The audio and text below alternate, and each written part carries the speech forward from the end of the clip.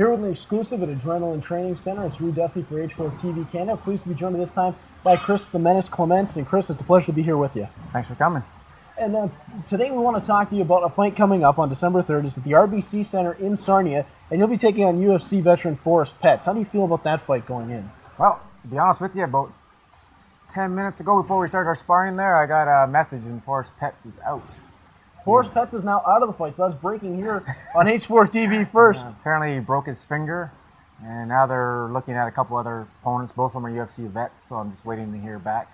Don't know if I should say who yet, but they've given me two different guys, and both of them are UFC vets, so actually bigger names than Forrest Petts. So. Okay, so let's frame it this way then. How do you feel about the two potential opponents, and do you think that you match up well with either one of them? I'm a fairly well-rounded fighter. I think I can knock out anybody I hit, so I think I match up well against anybody, basically. I'm excited just to fight a UFC vet. I've been in a couple fights with a couple UFC vets. Other than Jonathan Goulet, first couple of them I wasn't quite ready for, and it didn't go my way, but I'm ready to keep climbing up that ladder, and anyone who's been in the UFC, I'm coming for them. I'll fight anybody who's been in the UFC. Well, that's a great attitude to have, because, Chris, the next question I had for you was, you're a very well-respected fighter around Ontario and both recognized nationally. Where do you plan to go from here? A win in Sarnia. Do you want to look at a Bellator, or are you setting the sights to the UFC or even a Strikeforce, anything owned by Zuffa? I'm 35 years old, and somewhere like Bellator, MFC, even Strikeforce,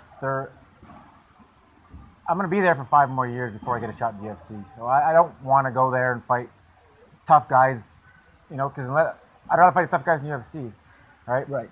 If I go to Bellator or something like that, I'm going to be there. I'm going to end up making my way to the tournament, and I'm going to fight through the tournament, and then I'm going to have to fight the champion. I'm going to be there by the time I get out of there, or my time comes to UFC, it's going to be really late. So I'd like to just keep fighting UFC vets now.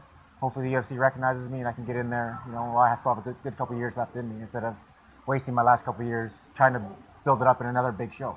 Right? Well, UFC is where I want to be. Yeah, your record is obviously a very strong one. You're recognized all over the world now as being a top-level fighter. A lot of promotions have got to be ready to knock at the door. The one at Sarnia will vault you, but before you can get there, your training camp here at Adrenaline, how has that gone, and how do you feel at this point? Oh, my training camp's been excellent. I had a good break before this camp because I just got married.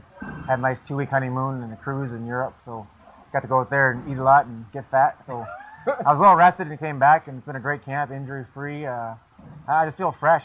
I feel ready to go.